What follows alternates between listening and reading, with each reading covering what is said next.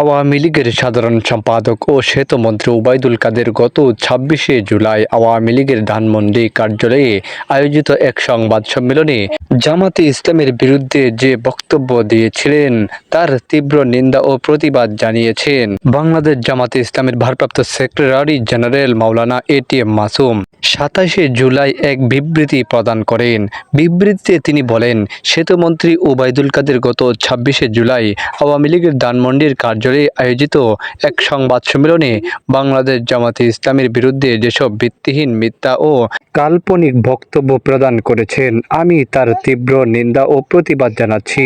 আমি ওবায়দুল কাদেরের ভিত্তিহীন ও মিথ্যা বক্তব্যের জবাবে জানাতে চাই যে বর্তমানে কোটা সংস্কারের দাবিতে যে আন্দোলন চলছে তা একান্তই ছাত্র সমাজের আন্দোলন।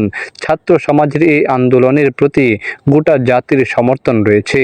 ছাত্র সমাজের শান্তিপূর্ণ আন্দোলন দমনের জন্য সরকার আইন শৃঙ্খলা রক্ষাকারী বাহিনীর পাশাপাশি ছাত্রলীগ, যুবলীগ ও আওয়ামী লীগের সন্ত্রাসীদের হাতে আগ্নেয়াস্ত্র দিয়ে রাস্তায় নামিয়ে নিরস্ত্র ছাত্রদের শান্তিপূর্ণ আন্দোলনের উপর গুলি, লাঠিচার্জ, টিয়ার গ্যাস নিক্ষেপ করে কোমলমতি শিক্ষার্থীদের হত্যা, আহত ও গ্রেপ্তার করে সহিংসতা সৃষ্টি করেছে।